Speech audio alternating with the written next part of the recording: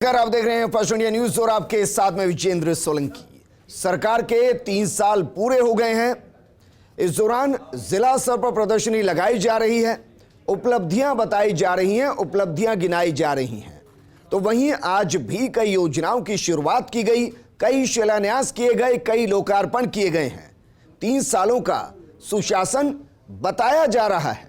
दूसरी तरफ बीजेपी कह रही है कि ये 3 काले अध्याय हैं। 3 साल जनता से किए वादों को पूरा नहीं किया गया, ऐसा बीजेपी आरोप लगाती है। लेकिन जमीनी हकीकत क्या है?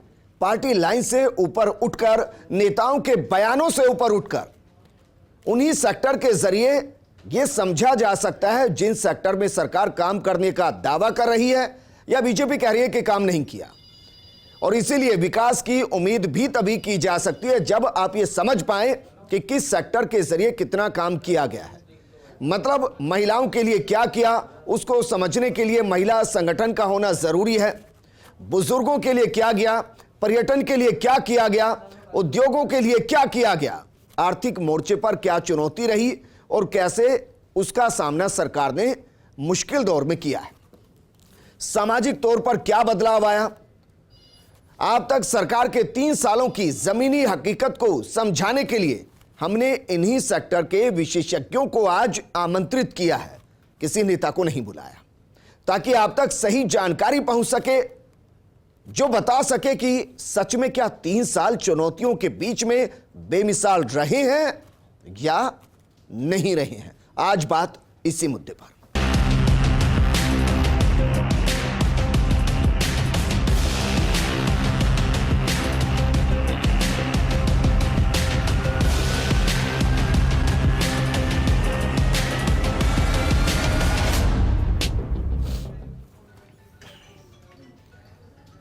सरकार कह रही है कि 3 साल बेमिसाल है, तो हमने भी एक बेमिसाल पैनल को अपने स्टूडियो में बुलाया है। हमारे साथ मौजूद हैं विधि विशेषज्ञ जावेद खान जी, प्रशासनिक विशेषज्ञ कर्नल के.एस. राठौड़ जी, पेंशनर समाज के प्रतिनिधि भानु स्वरूप गोस्वामी जी, पर्यटन विभाग के पूर्व संयुक्त निदेशक तृप्ति पांडे जी, उद्योग क्षेत्र से हमारे साथ मुमकिन है कि सीताराम अग्रवाल जी जुड़े, अभी पैनल का हिस्सा नहीं है, लेकिन 40 से हमारे साथ जुड़े हैं एडवाइजर विजय गोयल जी, 40 विमेन की एग्जीक्यूटिव मेंबर अदिति खंडेलवाल हमारे साथ हैं, चार्टर अकाउंटेंट रघुवीर पूनिया जी हमारे साथ हैं, अर्थशास्त्री प्रोफेसर एनडी माथुर जी हैं और सामाजिक कार्यकर्ता नीलम मित्तल जी हमारे साथ हैं। लेकिन राजस्थान के लिए कहा जाता है कि राजस्थान पर्यटक पायनियर है, यानी कि जो अर्थव्यवस्था उसमें एक बड़ी भूमिका पर्यटन विभाग निभाता है। तो शुरुआत यहीं से करते हैं तृप्ति पांडे जी के साथ। तृप्ति जी, आपको लग रहा है 3 साल इतना कुछ विभाग में हुआ कि विभाग तृप्त हो गया? मैं तो ये कहूँगी वाह वाह, आपने मुझसे शुरुआत करी और पर्यटन से शुरुआत करी, उससे बड़ी बात कुछ हो नहीं सकती जी। क्योंकि मुझे लगता है कि पर्यटन तो इस सीढ़ी की सबसे ऊपर वाली सीढ़ी होनी चाहिए और नीचे से ऊपर तक सबको कनेक्ट करता है। पर दुर्भाग्यवश 3 साल में क्या हुआ और क्या नहीं हुआ, कुछ तो कोरोना ने हमारा काम कर दिया जी, कुछ कर नहीं रहे थे तो कोरोना ने हमें निपटा दिया कि नहीं भी किया तो कोरोना का नाम लेके हम चल जाएंगे जी। पर मुझे ये कहना ज़रूरी है कि यदि हम सच में चाहते हैं कि राजस्थान की सरकार, कोई भी सरकार हो, कोई भी नेता हो, कोई भी पार्टी हो, यदि वो चाहते हैं कि सर्वमुखी उनका विकास हो और राजस्थान अग्रणी रहे, और अभी आप थोड़ी देर पहले बता रहे थे कितने सारे लोग हमारे यहाँ आ रहे हैं और 34 चार्टर उतर रहे हैं, वो मैंने सुबह पढ़ा जी। तो वो सब तब हो पाएगा और हो रहा है क्योंकि राजस्थान में वो आवभगत करने का मादा है।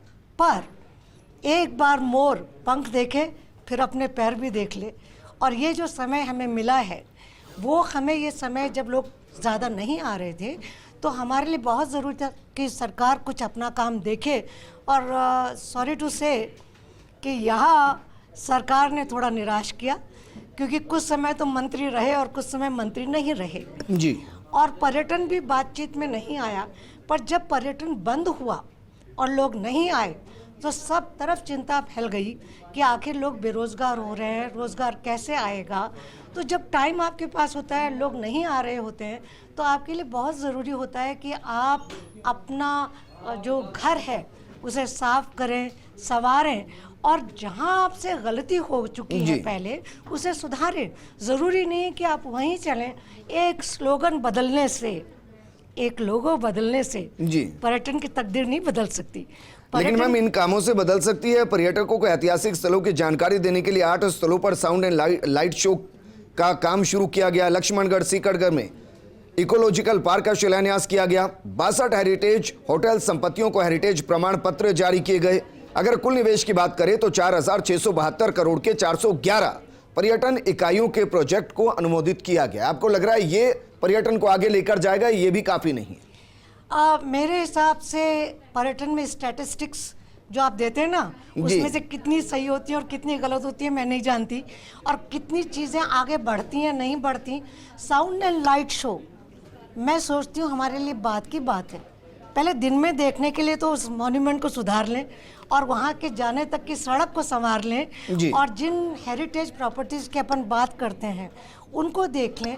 तो मुझे लगता है कि ये सब काम आप घोषणाएं कर दें, और प्राइवेट सेक्टर में तो काम हो ही रहा है ना, और प्राइवेट सेक्टर और जो पब्लिक सेक्टर है उसका साथ आना, और जो प्राइवेट सेक्टर की दिक्कतें हैं उनका साथ आना बहुत ज़रूरी है। क्योंकि जब मैं रामबाग पहले सभी आप बता रहे थे ना, वहाँ के लोग कहते हैं इलेक्ट्रिसिटी के बिल में हमको रियायत नहीं मिली, या हमारा कोरोना काल में हमारा टैक्स रिबेट आना था, या रेस्टोरेंट्स के लिए था कि बार लाइसेंसेस के लिए क्या होना चाहिए।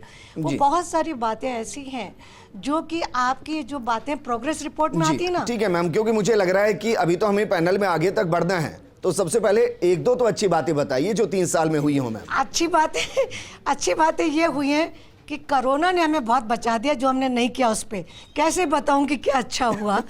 अच्छा तो अब हो सकता है, क्योंकि आप लोग बार बार ये कहेंगे टूरिस्ट नहीं आया। जी अच्छा ये हुआ कि चलिए हम थोड़े खामोश रहे और हमारा थोड़ा पैसा बचा जो हम फालतू खर्च करते, और वो पैसा अब हम सद्बुद्धि से इस्तेमाल करें। अच्छा, आप ये कह रहे हैं जो पर्यटन के जरिए सरकार की जेब में पैसा जाना था वो सैलानियों ने अपनी जेब में रख लिया, बस ये अच्छा हुआ है? नहीं, सैलानियों ने रखा, अब कम से कम उनको वापस खर्च करने के लिए नहीं, जो टूरिज्म के खुद के पास पैसा है, जो सरकार के पास पैसा है, जो वो विज्ञापनों में खर्च करते, इधर उधर घूमने में खर्च करते, वो सब दुकानें थोड़ी बंद रही। ठीक है मैम, वापस मैं आपके पास आऊंगा। प्रशासनिक विशेषज्ञ भानु स्वरूप जी, सर जिस तरीके से ये सारी बातें की जा रही हैं, मेरा सवाल आपसे ये है, कर्नल जी राठौड़ साहब, सवाल ये है कि मैम जो कह रही हैं कि देखिए कागजों में स्टैटिस्टिक्स बहुत कुछ बयां करते हैं, आंकड़े बहुत कुछ होते हैं, लेकिन जमीनी हकीकत बहुत अलग होती है। तो सवाल आपसे यही राठौड़ जी, क्या वाकई में जो योजनाएं आती हैं, जो एक सरकार का विजन होता है, उसको एग्जीक्यूट करने की जिम्मेदारी होती है एडमिनिस्ट्रेशन पर, प्रशासन पर? आपको लग रहा है कि 3 साल में तालमेल नजर आया, चाहे वो कोरोना का टाइम हो या बाकी योजनाओं का एग्जीक्यूट करने का टाइम हो? मैं इसलिए कह रहा हूं क्योंकि सरकार कह रही है 70% योजनाएं और घोषणाएं एग्जीक्यूट हो गई है। देखिए, अभी हम निष्पक्ष बात करेंगे क्योंकि अभी फौज से रिटायर हुए ज़्यादा समय नहीं हुआ है मुझे। तकरीबन 21 साल की नौकरी में 9 से 10 स्टेट्स में मैंने नौकरी की है, समय गुजारा है। अगर आप राजस्थान ओवरऑल देखते हैं तो यहाँ की जो जनता है, यहाँ का जो आवाम है, वो काफ़ी सरल है। यहाँ जो एडमिनिस्ट्रेशन या प्रशासन की जो सलीका है या उसमें जो डिफ़िकल्टीज़ हैं वो बाकी स्टेट्स के मुकाबले काफ़ी कम है। अब बात करते हैं हमारे राजस्थान सरकार की, जहाँ बात करते हैं मुख्यमंत्री की या बात करते हैं मुख्यमंत्री के कुछ सहयोगियों की, तो उनकी कार्यप्रणाली में, उनके एबिलिटीज़ में कहीं कोई कमी नहीं है। बट एक वो कहावत अगर आपने सुनी होगी कि समय बड़ा बलवान, काबा लूटी गोपियाँ, वही अर्जुन वही बाण। वो काबा गोपियाँ क्यों लूट के ले गए? क्योंकि यहाँ पे पिछले 3 साल में एक सामंजस्य से स्थापित नहीं हो पाया। वो सामंजस्य का जो गोलमाल रहा, उसका खामियाजा कहीं ना कहीं सरकार के उस सामंजस्य का खामियाजा जनता ने, आवाम ने काफ़ी उसको भुगता है। सेकेंडली, योजनाओं का क्रियान्वयन क्लियर करेंगे सर, मैं बताता हूं। अगर कोरोना में हमने पूरे देश को दिशा दिखाई तो मैं मानकर चल रहा हूं सामंजस्य स्थापित होगा तभी किया होगा। अगर सरकार ये कह रही है कि 70% योजनाएं जमीन पर धरातल पर पहुंच गई, वादे पहुंच गए तो जाहिर है सामंजस्य के जरिए ही हुआ होगा। सामंजस्य कहाँ नहीं था, ये बताइए सर। यही बताता हूं मैं स्पेसिफिक। अगर हम कोरोना की बात करें तो हम देश में अग्रणी रहे कोरोना की समस्याओं का समाधान करने में। हम ये भी जानते हैं कि जो देश के प्रधानमंत्री हैं वो भी हमारे मुख्यमंत्री को और उनकी प्रशासनिक एबिलिटीज़ को काफ़ी अच्छी नज़र से देखते हैं। हम अगर बात करते हैं ज़मीन पे इन योजनाओं को लाने की, इन योजनाओं के को किसी तरीके से क्रियान्वयन करने की, उसके प्रयासों में कोई कमी नहीं रही। हुआ क्या है कि जब आपने मंत्रालय बदले, मंत्री नए आए तो उनके हिसाब से जो ब्यूरोक्रेसी है उसमें काफ़ी चेंजेस आए। तो जो स्पीड चाहिए थी, जो एक राजस्थान जैसे प्रदेश के अंदर कोई काम बहुत आसानी से किया जा सकता है बाकी अन्य प्रदेशों के मुकाबले, वो स्पीड हम नहीं गेन कर पाए। हाँ, अगर आज भी हम देखें तो नेशनल लेवल की जो एवरेज है उससे, चाहे आप डेफिसिट की बात करो हम उसमें बेहतर हैं, चाहे आप एक्सपेंडिचर की बात करो, हमने 8% एक्सपेंडिचर मतलब 20,000 करोड़ रुपए ज़्यादा खर्च किए हैं, हम उसमें बेहतर हैं। हम अपने ओवरऑल जीएसडीपी में जो तकरीबन 12 लाख करोड़ तक पहुंच गया, 10% इंक्रीज, हम उसमें बेहतर हैं। पर ये सारे आंकड़े जो हैं वो कागजों में अच्छे लगते हैं क्योंकि काम हुआ है, दिख रहा है, मगर जमीन पर जो आदमी उसको समझ नहीं पाते हैं, क्योंकि जो भावनाएं हैं वो तो तब आती हैं जब आप किसी नेता से जुड़ते हैं, जब आप किसी ब्यूरोक्रेट के पास जाते हैं। को तो 4-5 चीजें ही चाहिए होती हैं सर। अच्छा स्कूल हो, अच्छा अस्पताल हो, सड़क अच्छी हो, पानी हो, बिजली हो और सुरक्षा हो। सुरक्षा चीजें तो कागजों के जरिए समझ में आती हैं सर। सुरक्षा, अगर हम सुरक्षा की बात करें, सुरक्षा के सारे साधन उपलब्ध होने के बावजूद, अच्छा प्रशासन होने के बावजूद, जो रेस्पॉन्स सिस्टम था, वो रेस्पॉन्स सिस्टम की जो मॉनिटरिंग थी, जो फीडबैक था, वो कहीं ना कहीं सामंजस्य, जो है इनके इंटरनल सामंजस्य के कारण बिगड़ा है। तो इसलिए जो जनता है उसको वो रिस्पॉन्स हर जगह नहीं मिल पाया।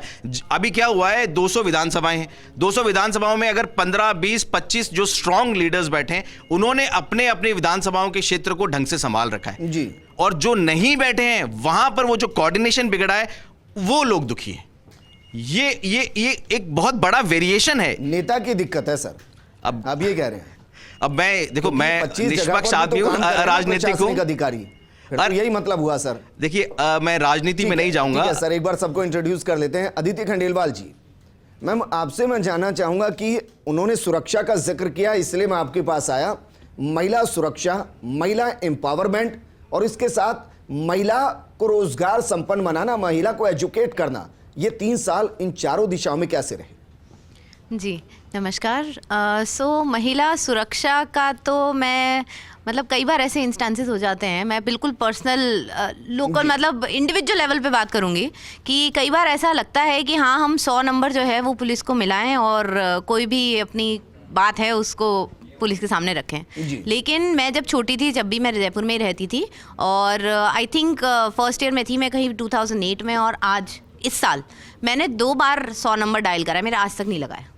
तो सुरक्षा आई डोंट नो कि मैं क्या उसके बारे में कहूँ। मैं मिलती रहती हूँ बहुत सारे लोगों से, सब जने बहुत सारे दावे करते हैं, हमने महिला सुरक्षा के लिए स्कूटी वाली पुलिस ऑफिसर्स निकाली हैं, ये करा है वो करा है, बट ग्राउंड लेवल पे जब मैं बात करती हूँ, कभी अगर मुझे ज़रूरत पड़ी चाहे छोटी चाहे बड़ी चीज़ के लिए, मैं कभी पुलिस तक पहुँच नहीं पाई।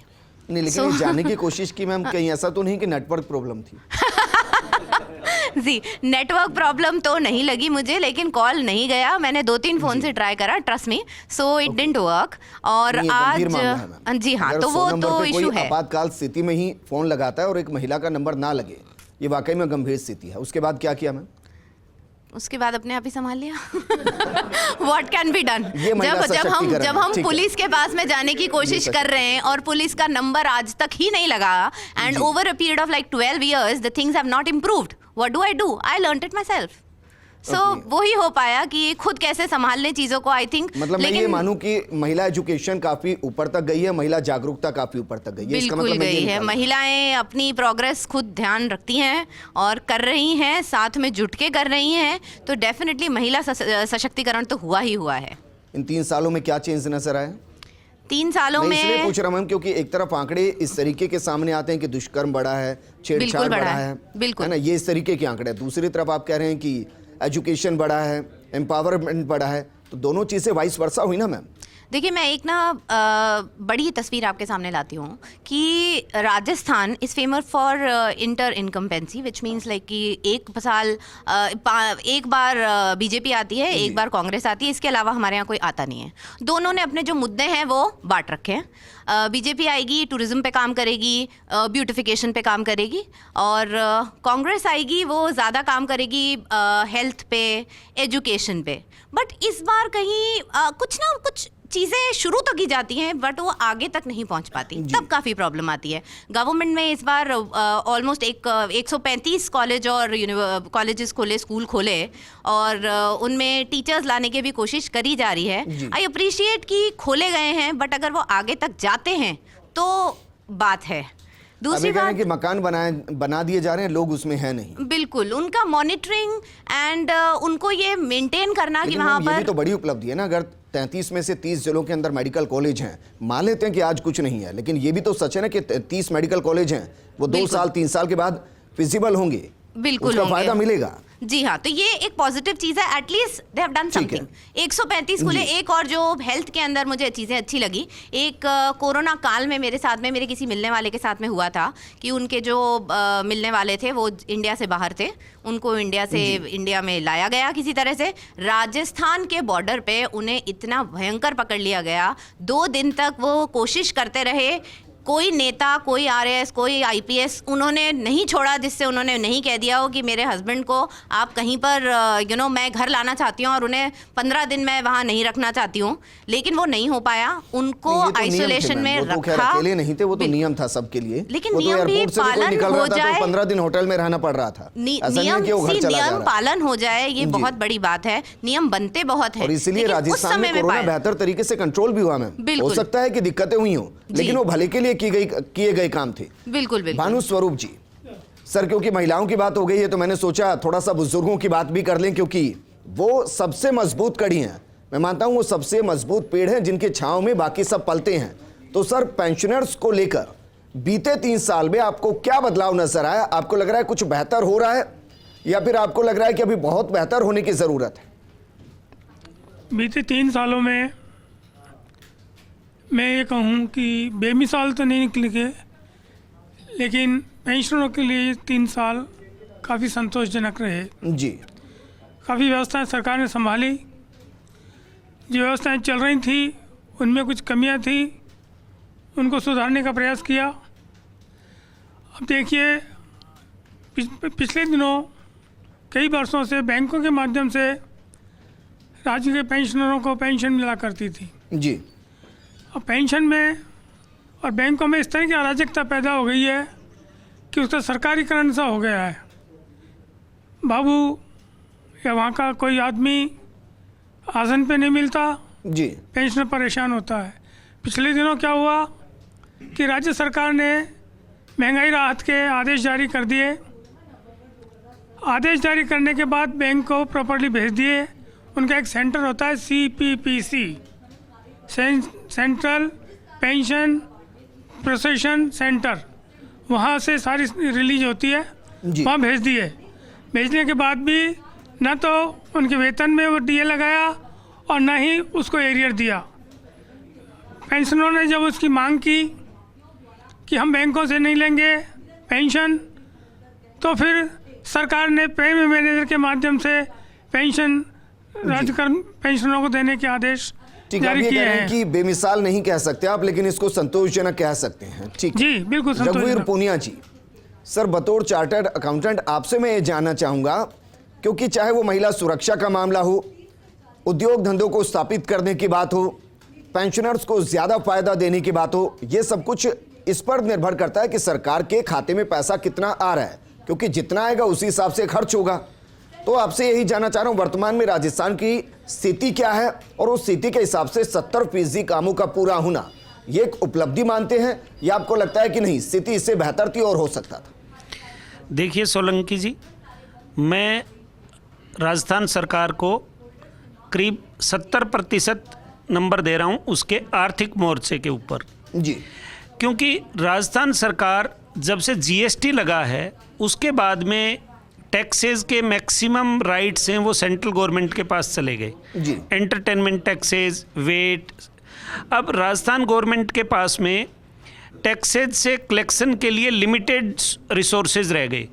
मोटे तौर पर 4 रिसोर्सेज हैं उनके पास। एक शराब के ऊपर टैक्स लगाना, दूसरा पेट्रोल और डीजल के ऊपर टैक्सेस लगाना, और मिनरल्स के ऊपर रॉयल्टी कलेक्ट करना, और एक स्टाम्प ड्यूटी रजिस्ट्री का। इसके साथ साथ राजस्थान गवर्नमेंट ने इंडस्ट्रीज़ के लिए और अभी करीब 6 महीने पहले एक इन्वेस्टमेंट प्रमोशन के लिए अच्छी स्कीम लॉन्च की है, जिसमें स्टाम्प ड्यूटी में और इसमें काफ़ी छूट दी गई हैं जी। जीएसटी में भी कुछ छूट दी गई हैं, जिस जो स्टेट गवर्नमेंट का हिस्सा होता है उसमें से उन्होंने छूट दी गई हैं। लेकिन राजस्थान के साथ एक मेन प्रॉब्लम ये रही है, राजस्थान की जो ब्यूरोक्रेसी है ना, वो दिखती तो बहुत आसान है लेकिन अंदर से इतनी टेढ़ी है कि वो प्रो इंडस्ट्री और प्रो व्यापारी नहीं है, और उसके अंदर करप्शन डीप रूटेड है, और प्रोसीजरल जो एस्पेक्ट है उसको वो इतना लंबा खींच देती है कि आज तक कभी भी कोई सरकारी नीति आती है उसके इम्प्लीमेंटेशन में सबसे बड़ी बाधा बन जाती है जी। और जब अशोक गहलोत जी सिंगल विंडो शुरू की गई है सर इम्प्लीमेंटेशन की बात है, शुरू सब कुछ किया गया है। जब अशोक गहलोत जी की जो फर्स्ट टाइम गवर्नमेंट आई थी, उस टाइम उन्होंने कर्मचारियों ने करीब 1.5 महीने या 2 महीने बहुत लंबी हड़ताल रखी थी। उस समय अशोक गहलोत जी की छवि ये बनी थी कि ये प्रो पीपल हैं, लेकिन उसके बाद में ये भी अपनी ब्यूरोक्रेसी के नीचे दब गए और ब्यूरोक्रेसी इनके ऊपर भी वैसे ही हावी रही है, और जो भी इम्प्लीमेंटेशन होता है उसको प्रशासनिक जंजाल में। सर मैं इसको थोड़ा समझना चाहूंगा क्योंकि शब्दों का हेरफेर बहुत कुछ कहता है। अब इसको कह रहे हैं, दूसरी तरफ आप कह रहे हैं कि 70% आप नंबर भी दे देंगे गहलोत सरकार को। अब 70% अगर नंबर आप उनको दे रहे हैं, इसका मतलब मैं ये मान रहा हूं कि उन्होंने ब्यूरोक्रेसी से काम करा है। काम तो ब्यूरोक्रेसी करेगी ना। इसका मैं मतलब बता रहा हूं सर, आज आपको कोई इंडस्ट्री लगानी है और आपको जो कंसेशन दिए हैं सरकार ने वो कंसेशन लेने हैं, तो आपको मेरे पास आना पड़ेगा, एक चार्टर्ड अकाउंटेंट की सेवाएं लेनी पड़ेंगी, और आप अगर मेरे को 25-30 हज़ार रुपये दे देंगे या 50 हज़ार रुपये दे देंगे, जो आपको सपोज 2 लाख का बेनिफिट हो रहा है, आप उसमें से मेरा 25% शेयर दे देंगे, तब तो मैं वो कागजी कार्रवाई कंप्लीट कर दूंगा। लेकिन आप कहेंगे नहीं मैं खुद ही धक्के खाऊंगा, तो आपकी जूतियाँ टूट जाएंगी और आपका काम कभी नहीं होगा। तो और अभी तो महंगी भी हो जाएगी, 1 जनवरी से जूते चप्पल पर टैक्स बढ़ रहा है। ठीक है, तो वापस में आपके हमारी ब्यूरोक्रेसी में सुधार की बहुत जरूरत है। विजय गोयल जी, सर आप जरा बताइए, क्योंकि सवाल ये उठा कि उद्योग धंधे यहां पनपे, इसके लिए ब्यूरोक्रेसी सहयोग नहीं करती, और बिना उद्योग धंधे के ना रोजगार आता है, ना विकास आता है, ना पैसा आता है। क्या ये सच है? देखिए, बात यह है कि यदि हम 3 साल देखें तो बहुत कठिन निकले हैं जी, जनता के लिए, सरकार के लिए, उद्योगपतियों के लिए और व्यापार के हिसाब से। मैं बाकी इश्यूज को नहीं देख रहा हूँ जी, व्यापार और उद्योग की बातचीत करता हूँ। जैसा अभी पूर्व वक्ता ने भी बताया कि राजस्थान के लोग बहुत सरल हैं, और फिर इतना सब होने के बावजूद भी लॉ एंड ऑर्डर राजस्थान का one of the best law and order है इंडिया के हिसाब से देखा जाए। यहाँ के लोगों में एंटरप्रेन्योरशिप सबसे ज़्यादा है जी राजस्थानियों में। यदि हम पिछले 3 महीने का ग्राफ देखें तो मेरे ख्याल से हमारी जो मेन इंडस्ट्रीज़ हैं, जिसमें टेक्सटाइल है, माइंस एंड मिनरल्स है, स्टोन इंडस्ट्रीज़ है, इवन ज्वेलरी को आप ले लीजिए, होटल इंडस्ट्रीज़ को ले लीजिए, वेडिंग सीजन की वजह से सब उद्योगपतियों की और व्यापारियों की बल्ले बल्ले हुई है जी। यदि हम जीएसटी के फिगर भी राजस्थान के देखें, नहीं मैं तो ये जानना चाह रहा हूं सर कि इन 3 सालों में सरकार ने उद्योगों को संभाला है, उद्योगों ने सरकार को संभाला है? मैं तो ये जानना चाह रहा हूं सर। नहीं, उद्योग तो सरकार को संभाल ही नहीं सकते, सरकार को ही संभालना पड़ता है। और वो संभाला है सरकार ने, और सरकार ने जितना भी खराब समय होते हुए भी जितना वो कर सकती थी उसको करने की कोशिश की। कोरोना काल में भी उन्होंने इंडस्ट्रीज़ को चलाने के लिए अपनी तरफ से भरपूर कोशिश की जी। लेबर के लिए भी जितना राजस्थान के बाहर के लोग आए उनके ऊपर जितना भी वर्किंग राजस्थान गवर्नमेंट ने की, उद्योगपतियों ने साथ दिया, सामाजिक संगठनों ने साथ दिया, तो वो उद्योग भी हमारे को मिले। लॉजिस्टिक के ऊपर भी बहुत अच्छा काम हुआ। हमारी सप्लाई चेन राजस्थान की एक बार भी नहीं बिगड़ी। हमारी सप्लाई चेन पूरे कोरोना काल में ऐसा कोई भी डिस्ट्रिक्ट नहीं था जहाँ पे भी हम अपने सामान को नहीं ले जा पाए हों, हमारे किराना को नहीं ले जा पाए हों, लोगों को किसी तरह की दिक्कत आई हो, तो अभी हमारे कह रहे हैं कि कृषि उपज सरकार की ने दिक्कत पूरा आई हो। सहयोग करा उस मुश्किल वक्त में जब उद्योग धंधे कोरोना की मार की वजह से लड़खड़ा रहे थे। सरकार ने बैसाखी का काम किया, ये मानते हैं आप? बिल्कुल मानता हूं साहब। उस समय क्या हुआ कि ये एक बहुत ही अच्छा कोऑपरेशन का पीरियड था जी। जिस समय उद्योगपति, व्यापारी, मजदूर वर्ग, एग्रीकल्चरिस्ट, अपने सरकार और उन सबके बीच में बहुत ही अच्छा सामंजस्य रहा, जिसकी वजह से कम परेशानी में हम लोगों ने अपना काम किया। ठीक है सर, एक छोटे से ब्रेक के लिए रुक रहे हैं। बाकी पैनलिस्ट भी हमारे साथ मौजूद हैं, उनसे भी उनके सेक्टर के बारे में जानेंगे। दरअसल ये प्रोग्राम हमने इसलिए रखा है कि बेमिसाल 3 साल आप बेमिसाल विश्लेषण के जरिए समझ पाएं कि जो किया जा रहा है क्या वो वाकई में सही तरीके से जनता तक पहुंच रहा है, आप तक पहुंच रहा है। जो कागजों में कहा जा रहा है क्या जमीन पर आपको दिखाई दे रहा है, और जिस तरीके के आरोप लगाए जा रहे हैं क्या वो वाकई में सही हैं, उनके पीछे कोई तथ्य हैं, या फिर राजनीति के चक्कर में सब हो रहा है। और इसलिए हमने आज हमने किसी भी राजनेता को नहीं बुलाया। एक छोटे से ब्रेक के बाद आपका स्वागत है। आज हम बात कर रहे हैं सरकार के उन 3 सालों की जिनको सरकार बेमिसाल बता रही है और कह रही है कि 70% काम पूरे किए गए। लेकिन किसी भी काम का अगर आकलन करना है तो उसको जमीनी हकीकत के साथ समझना बेहद जरूरी होता है। और जमीनी हकीकत को सिर्फ वही समझा सकते हैं जो जमीन पर रहते हैं, जो जमीन पर बदलाव को देखते हैं, और जो ना इस ओर होता है ना उस ओर होता है, जो बीच में निष्पक्ष होता है। ऐसे ही बेहद खास पैनल को हमने अपने स्टूडियो में बुलाया है। सामाजिक कार्यकर्ता नीलम मित्तल जी, मैम आपसे जानना चाहूंगा, क्योंकि सामाजिक तौर पर इतना व्यापक दृष्टिकोण है कि आप किन किन चीजों को ऐड करेंगे। आप ग्रामीण परिवेश पर बात करें, रोजगार पर करें, बेरोजगारी पर करें, महिला शिक्षा पर करें, महिला साक्षरता के साथ साथ आप अपराध पर करें, ये सब कुछ समाज का हिस्सा है। तो मैं आपसे ही जानना चाहूंगा कि बीते 3 सालों के अंदर समाज में क्या कुछ बदलाव नजर आया और सरकार सामाजिक जीवन को एक पायदान ऊपर लेकर आए, उसके लिए क्या किया? Thank you. मैं सबसे पहले बात करना चाहूँगी, 3 साल को घटा के हम 1.5 साल की बात करें तो ज़्यादा ठीक रहेगा, क्योंकि जो 1.5 साल है वो हमारे कोरोना ने खा लिया। तो किसी भी गवर्नमेंट के पास वो पॉलिसीज़ ही नहीं थी या इम्प्लीमेंटेशन करने के लिए टाइम ही नहीं था कि जो उपलब्धियाँ वो लेती वो उनके लिए इम्प्लीमेंट कर पाती। तो मैं सिर्फ 1.5 सालों की बात करूँगी। गवर्नमेंट पॉलिसी बनाती है, बिल्कुल अपनी योजनाओं के तहत बनाती है, बहुत सारे डिस्कशन के बाद बनाती है, और अगर वो फेल होती है तो हम सीधा सा उनके ऊपर ही एलिगेशन लगाते हैं कि गवर्नमेंट की उपलब्धियाँ फेल हो गई। मेरा सवाल किसी भी पॉलिटिकली पार्टी से नहीं होकर जनता से है कि उन उपलब्धियों को जनता ने कितना फ़ायदा लिया है, क्या जानने की कोशिश करी कि गवर्नमेंट ने कौन कौन सी पॉलिसीज़ अप्लाई करी। मैं एक सामाजिक कार्यकर्ता हूँ और विमेन एम्पावरमेंट पे काम करती हूँ, एक इंडस्ट्रीज रन करती हूँ जहाँ केवल फीमेल्स को एम्पावर करती हूँ।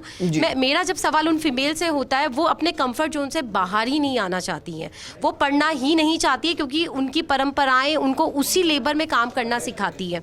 हम सिक्योरिटी की बात करते हैं, गवर्नमेंट ने क्या नहीं करती। मैं किसी पर्टिकुलर गवर्नमेंट की बात नहीं करती, गवर्नमेंट इम्प्लीमेंट करने के लिए रेडी रहती है, लेकिन वो महिलाएं ही फ़ायदा नहीं लेती हैं। निर्भया स्क्वाड एक कॉल पे आती हैं, मैंने खुद ने आजमाया, कई बार मैंने कॉल किया और एक कॉल में आई 7 ऐसी फैसिलिटीज़ महिलाओं के लिए गवर्नमेंट ने प्रोवाइड कराई।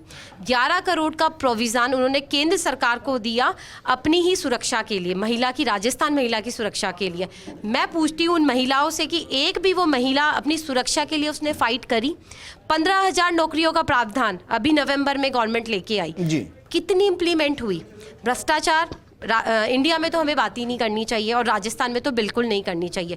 भ्रष्टाचार के पीछे किसका हाथ है? हम सरकार को दोष देते हैं। मेरा फिर सवाल जनता से है कि भ्रष्टाचार करने वाला और करवाने वाला कौन है? आप ही में से हम लोग हैं। हम लोग अगर इस चीज़ को इम्प्लीमेंट नहीं करें, आवाज़ उठाएंगे, हम मोर्चा निकालते हैं, हम रैलियाँ निकालते हैं, हम भ्रष्टाचार के खिलाफ क्यों नहीं करते? तो एज ए सामाजिक कार्यकर्ता मैं एक ही बात कहना चाहूँगी कि समाज के उत्थान के लिए एक लेमैन को आगे आना है, गवर्नमेंट को नहीं। क्योंकि सरकार उपलब्धियों के लिए सरकार नहीं बनती है, सरकार बनने के बाद उपलब्धियां हासिल करती है और उन उपलब्धियों में जनता का साथ ही उसका विकास देता है। अगर सरकार फेल है क्योंकि वो जनता ने उसका साथ नहीं दिया, तो मैं किसी भी पर्टिकुलरली पॉलिटिकली पार्टी पे बात नहीं करके, मेरा सवाल सिर्फ इतना सा रहेगा कि अगर भ्रष्टाचार है और गवर्नमेंट के पाले में है तो वो भ्रष्टाचार पे वर्क क्यों नहीं करती है। किताब तो कोई भी लिख देता है, लेकिन पढ़ाने वाला जो शिक्षक होता है वो बताता है कि इस किताब का भविष्य क्या है, इस किताब से आप क्या हासिल कर सकते हो। हो सकता है कि ये चीज़ अपने ट्रैक से अलग जा रही हो। कि जो सरकार ने 70% काम किया उसका श्रेय सरकार को ना देकर मैं समाज को दे दूं। मैं 70% की तो बात ही नहीं कर रही हूँ। नहीं, मैं इसलिए आपसे सवाल कर रहा हूँ मैम, क्योंकि आप कह रहे हैं कि बिना जनता के कोई काम नहीं हो सकता। बराबर।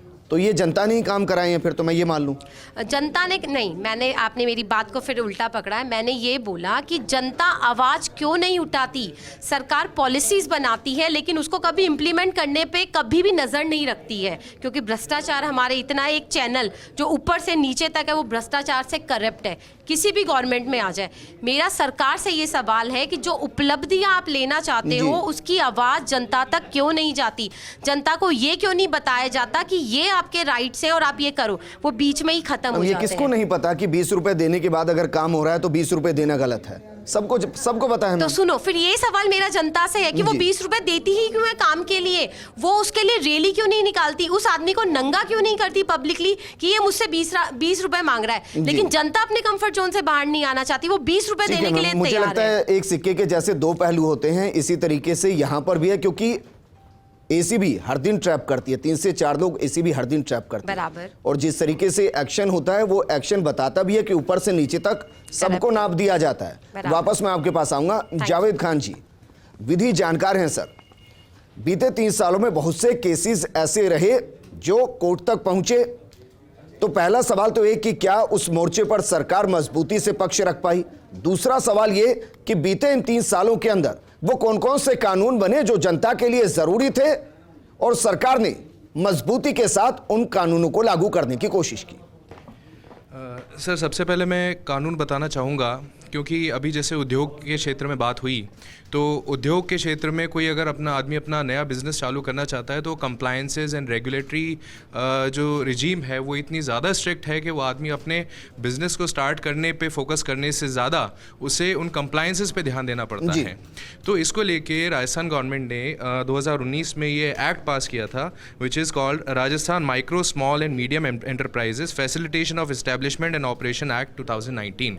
ये MSME सेक्टर पे अप्लाई होता है और इसमें ये रिलैक्सेशन दिया गया है कि कोई भी MSME नया बिजनेस जो स्टार्ट कर रहे हैं तो उन्हें 3 साल तक इन कंप्लायंसेस को फॉलो करने की ज़रूरत नहीं है। 3 साल का उन्हें एग्जेम्पशन दिया गया है और उस 3 साल पूरे होने के बाद उनको 6 महीने का पीरियड दिया गया है कि उन अगले 6 महीने में वो इन कंप्लायंसेस को इंश्योर कर सकते हैं। तो ये एक अच्छा स्टेप है कि जो छोटे बिजनेसेस हैं उनको प्रमोट करने के लिए कि वो कंप्लायंसेस में उलझ कर, ब्यूरोक्रेसी में उलझ कर न रह जाएं और अपने बिजनेस को प्रमोट कर सके, अपने बिजनेस को ग्रो कर सकें। जी। इसके अलावा मैं सेकंड कानून आपको बताना चाहूँगा जो अभी आज के टाइम पे आज के इनफैक्ट काफ़ी टाइम से ये एक मेनेस है, सोशल मेनेस है, मॉब लिंचिंग। मॉब लिंचिंग को लेके गवर्नमेंट ने एक कानून बनाया है which is called Rajasthan protection from mob lynching act 2019। इसमें मॉब लिंचिंग करने वाले व्यक्तियों पे सीवियर पनिशमेंट इम्पोज की गई है। इसको एक स्पेशल ऑफेंस बनाया गया है, इसके लिए स्पेशल कोर्ट्स एस्टैब्लिश किए गए हैं, नोडल ऑफिसर्स बनाए गए हैं। तो ये भी एक अच्छा कानून है जिससे कि पीपल इन जनरल की प्रोटेक्शन को इंश्योर किया जा सकता है। ठीक है। एंड वकीलों की बात करें तो एडवोकेट वेलफेयर के लिए भी एडवोकेट वेलफेयर एक्ट जो है उसमें मिलने वाले कंपनसेशन को भी बढ़ाया गया है। अगर किसी एडवोकेट की डेथ होती है who is a member of the advocate welfare fund तो उसको मिलने वाली राशि जो है वो 2.5 लाख से बढ़ाकर 7 लाख कर दी गई है। सीरियस एलिमेंट के केस में मिलने वाली राशि 1 लाख से बढ़ाकर 3 लाख कर दी गई। So this is basically beneficial for the lawyer community. And इसी तरह के जो एक्सट्रीम बैकवर्ड क्लासेस हैं उनको रिजर्वेशन देने के लिए भी एक एक्ट लाया गया था, अमेंडमेंट किया गया था बेसिकली, जो इनको रिजर्वेशन 1% पे दिया गया था, उस रिजर्वेशन को 1% से बढ़ा के 5% कर दिया गया। ठीक है सर, वापस मैं आपके पास आऊंगा। अर्थशास्त्री प्रोफेसर एनडी माथुर जी हमारे साथ हैं। एनडी माथुर जी, क्योंकि हम हर मोर्चे पर बात करेंगे लेकिन आर्थिक मोर्चे पर अगर सरकार सफल हो जाएगी तो बाकी योजनाएं अपने आप एग्जीक्यूट हो जाती हैं। और आर्थिक मोर्चा एक ऐसा मोर्चा जहां कितने सफल कौन हुए कोई नहीं जानता, क्योंकि इसी वजह से जो योजना 5 साल के लिए बनती है वो 50 साल तक चलती रहती है। देखिए, आर्थिक मोर्चे की जहां बात कर रहे हैं तो वित्तीय प्रशासन राजस्थान में सदैव से कुशल प्रशासन रहा है। फाइनेंशियल मैनेजमेंट के बारे में अगर हम बात करें तो चाहे वो कोई सी भी सरकार रही हो और किसी भी पार्टी की रही हो, Rajasthan is a well economically administered state. हालांकि हमारे बजट जितने भी बने हैं उनमें रेवेन्यू एक्सपेंडिचर्स लगातार बढ़ते चले जा रहे हैं, कैपिटल एक्सपेंडिचर लगातार कम होता चला जा रहा है, बोरोइंग्स बढ़ती जा रही हैं, डेट सर्विस बर्डन भी बढ़ता चला जा रहा है। लेकिन इन सब के बावजूद वित्तीय प्रशासन में कसावट है राजस्थान में, और अभी हालात इतने नहीं बिगड़े हैं वित्तीय प्रशासन के हमारे यहाँ, और राज्यों की तुलना में हालात बहुत अच्छे हैं। सुशासन को अगर देखा जाए, गुड गवर्नेंस का राजस्थान आज भी प्रतीक है और राज्यों की तुलना में। गुड गवर्नेंस के पैरामीटर्स को देखा जाए तो उसके पैरामीटर्स हैं कंसेंसस सेंट्रिक है या नहीं, इंक्लूसिव है या नहीं, या इफेक्टिव और एफिशिएंट है या नहीं, आम सहमति से निर्णय होते हैं कि नहीं। इन सब को अगर देखा जाए तो राजस्थान सुशासन का प्रतीक है, और स्पेशली अशोक गहलोत अपने आप में एक ऐसा चेहरा है जो सुशासन का प्रतीक है। आज भी कटारिया जी का स्टेटमेंट अखबार में है कि पिछली सरकार में तो बहुत अच्छा काम किया था अशोक गहलोत जी ने, तो फिर जीते क्यों नहीं? ये इस बार अच्छा काम नहीं हुआ, पिछली बार बड़ा अच्छा हुआ था, तो फिर एंटी इनकम्बेंसी में हार क्यों गए? तो कुल मिलाकर एंटी इनकम्बेंसी काम करे, कुछ भी काम करे, लेकिन जहां तक वित्तीय प्रशासन की बात है, मैं कहूंगा कि राजस्थान में बड़ी कसावट है। ठीक है सर। सीताराम अग्रवाल जी हमारे साथ जुड़ गए हैं, उद्योगपति हैं। सीताराम अग्रवाल जी, क्योंकि उद्योगों के जरिए ही किसी प्रदेश का विकास होता है, वो उद्योग किसी भी तरीके का हो सकता है, लेकिन आपको लग रहा है कि कोरोना के इस 1.5 साल के हंटर के बावजूद उद्योग अभी भी उतनी मजबूती से खड़े हैं, सरकार उतनी मजबूती से उद्योगों के साथ खड़ी है जितना होना चाहिए? आपको लग रहा है कि उद्योग धंधों में कुछ रियायत देनी चाहिए थी जिससे वो थोड़ी तेजी से बढ़ते? उद्योग धंधों के लिए जब फर्स्ट टाइम पे कोविड आया तो हम लोगों ने एक मांग की थी कि आपने जितने दिन की बंद की है उसके ऊपर सेंट्रल गवर्नमेंट से एक मांग की थी कि बैंक का इंटरेस्ट माफ़ किया जाए, और स्टेट गवर्नमेंट से एक मांग की थी कि पावर बिल का जो मिनिमम चार्जेस थे वो माफ़ की जाए। लेकिन हमें उनको डेफर तो कर दिया, माफ़ नहीं किया गया, ऐसे इंटरेस्ट को डेफर किया गया। नेक्स्ट टाइम पे जब कोविड आया तो उस टाइम पे सरकार ने बड़ी समझदारी से काम लिया जी, और जो लॉकडाउन लगना चाहिए था वो इंडस्ट्रीज़ के ऊपर नहीं लगाया जी। और नहीं लगाने का एक बहुत बड़ी समझदारी ये हुई कि जो हमारे लेबरों का जो फर्स्ट टाइम पे पलायन हुआ था वो पलायन नहीं हो पाया, लेबर को रेगुलर वर्किंग मिलती रही, इंडस्ट्रियलिस्ट का उद्योग चलता रहा जी। और इस कारण से मैं सोचता हूँ कि सेकंड टाइम पे जो कोविड आया, भारत के प्रधानमंत्री जी ने एक तारीफ की माननीय मुख्यमंत्री जी की, और राजस्थान मॉडल को एक सराहा गया, तो उसमें उद्योग भी हैं। एक नारा दिया था माननीय मुख्यमंत्री जी ने कि राजस्थान में कोई भूखा नहीं सोए। मैं ये नहीं कहता, हर आदमी ने उस नारे का सपोर्ट किया, और राजस्थान भारत के अंदर एक ऐसा स्टेट निकला जिसमें हमें गर्व से कह सकते हैं कि हम राजस्थानी हैं जी। और माननीय मुख्यमंत्री जी का जो आह्वान था उसको हर आदमी ने, हर पॉलिटिकल पार्टी ने, हर सामाजिक कार्यकर्ता ने, हर धर्मगुरु ने उसको पालन किया, और राजस्थान के अंदर हमें गर्व है कि किसी को भूखा नहीं सोने दिया। ऐसे ही उद्योगों के लिए अभी एक बहुत बड़े लंबित केस थे कोर्टों के अंदर, डिपार्टमेंटों के अंदर, उसके लिए भी एक एमनेस्टी स्कीम लेके आए। निश्चित तौर के ऊपर एक वरदान साबित हुई। जो 25-25, 30-30 साल से लंबित केस चल रहे थे जी, बहुत बड़ा रिलीफ दिया। और उद्योगों के लिए जब भी कोई समस्या लेके गए हैं माननीय मुख्यमंत्री जी के, अभी एक हर डिपार्टमेंट को एक छत के नीचे लेके आ रहे हैं, उसका आज उन्होंने उद्घाटन किया है। 13,000 करोड़ के आज भी उद्घाटन किए हैं। 20 या 25 इंडस्ट्रीज एरिया नए घोषित किए हैं, और आज भिवाड़ी के सराउंडिंग एरिया के अंदर राजस्थान को अपने आप में एक हब बना दिया जी। और राजस्थान में आज उद्योगपति क्यों आना चाहते हैं? अभी समिट 2022 कर रहे हैं हम लोग जी, 25-26 जनवरी की है। अभी सरकार बॉम्बे जाके आई, कलकत्ता जाके आई, बेंगलोर जाके आई, हैदराबाद जा रही है, मैं भी कलकत्ता जा रहा हूँ उस विषय में। निश्चित तौर के ऊपर एक आकर्षण देंगे तभी यहाँ पे इन्वेस्टर्स आएंगे।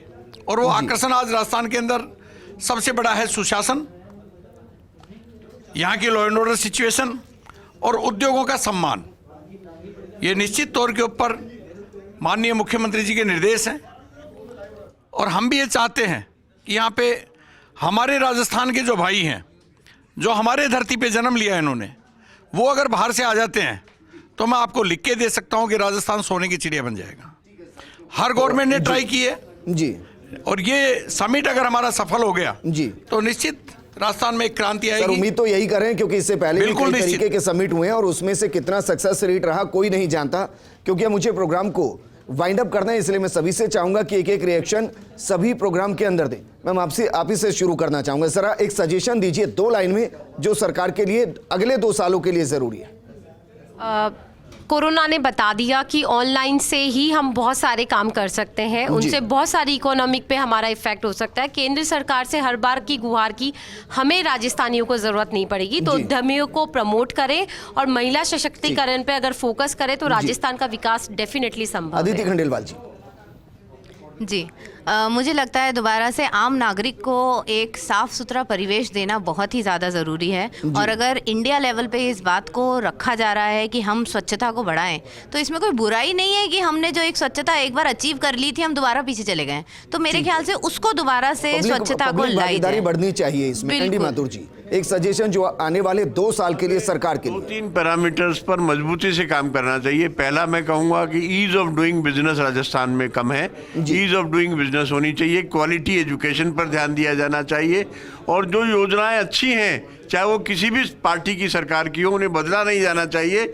पिछली बार जो अन्नपूर्णा योजना थी उसको बदल के इंदिरा रसोई योजना करने की क्या जरूरत थी, मुझे नहीं समझ में आ रहा है। या कोई पिछली बार अशोक गहलोत जी के टाइम में जो विधि विश्वविद्यालय खुला था उसे क्यों बंद किया गया और फिर वापस एक नया विधि विश्वविद्यालय क्यों खुला है? क्या है जनता के पैसे का नुकसान नहीं है?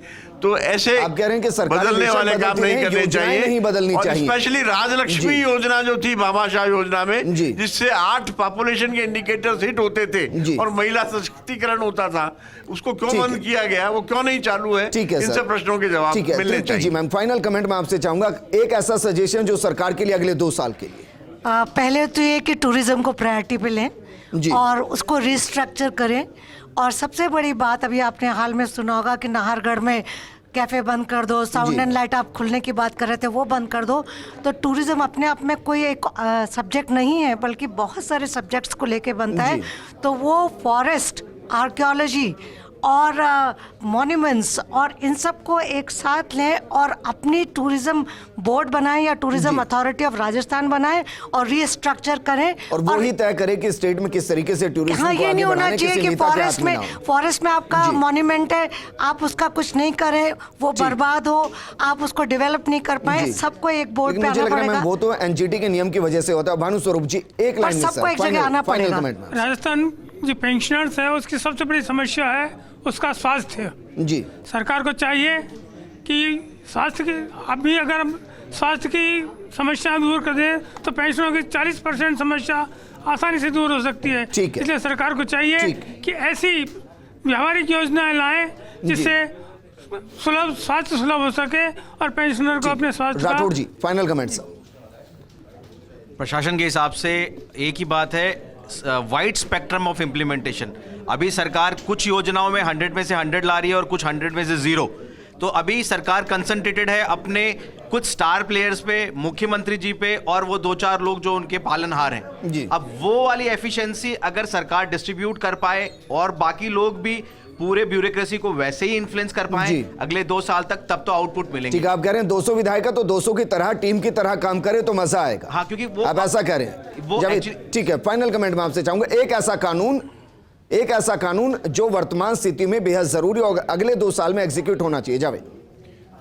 सबसे पहले तो मैं ये बताना चाहूँगा कि आज के टाइम पे सरकार जो है वो सबसे बड़ी लिटिगेंट है। आधे से ज़्यादा केसेस जो हैं वो कोर्ट्स में सरकार के अगेंस्ट पेंडिंग है। तो सरकार को अपनी जो स्टेट लिटिगेशन पॉलिसी है उसको इफेक्टिवली इम्प्लीमेंट करना चाहिए। नया कानून लाने की ज़रूरत नहीं है। हर साल स्टेट जो है वो अपनी स्टेट लिटिगेशन पॉलिसी को लाता है और उस लिटिगेशन पॉलिसी को टाइम समय से और इफेक्टिवली इंप्लीमेंट करने की ज़रूरत है जिससे कि लिटिगेशन कम किया जा सके। दूसरी ज़रूरत है कि कोर्ट्स के जो आदेश हैं उनकी समय से पालना हो और कोर्ट के आदेश में, जिससे कि लोगों को जस्टिस जो है समय से मिल सके। आप सभी का बहुत बहुत शुक्रिया। बेमिसाल 3 साल के लिए, इससे बेमिसाल पैनल नहीं हो सकता था जो आपकी बात करके आपको ये समझा सके कि सरकार ने जो किया उससे आपको क्या फायदा हुआ और क्या करना चाहिए जिससे आपको फायदा हो। इस प्रोग्राम में फिलहाल इतना ही। एक छोटे से ब्रेक के लिए रुक रहे हैं, जल्द हाजिर होंगे।